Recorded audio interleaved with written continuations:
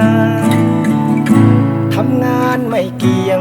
ไม่มีเพียงไม่มีต่อรองความรู้พื้นฐานของเราเป็นรองจำต้องยอมอดทนกล้ำกลืนเช้าสายบ่ายค่ำก้มหน้าบักบั่นอยู่กับการงานแบกปูนหามทรายทุกวี่ทุกวันชีวิตแรงงานไร้บัตรประชาชน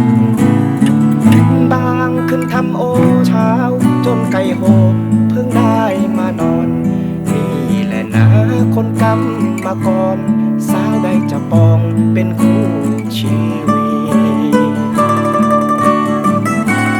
ไม่มีสาวมองเนื้อตัวมอมแมมอยากเป็นหนุ่มเงินแสนขับรถแพงมีสาวข้างกาย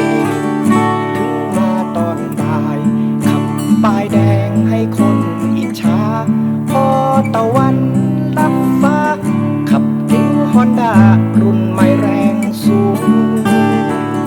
กรรมกรพลัดถิ่นมีค่าตัวละไม่ถึง200สุขกับฝันเลื่อนลอยเฝ้าคอยรับความเมตตา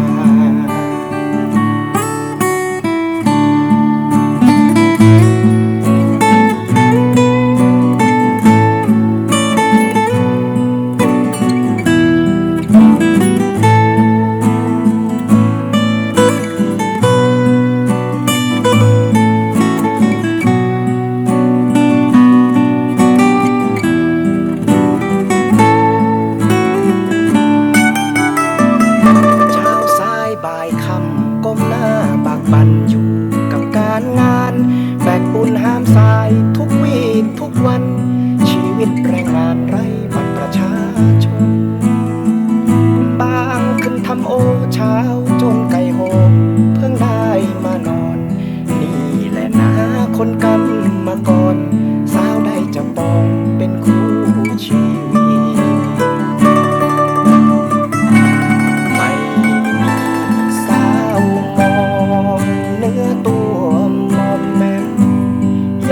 เป็นหนุ่มเงินแสนขับรถแพงมีสาวข้างกายถึงมาตอนบ่ายขับป้ายแดงให้คนอิจฉาพอตะ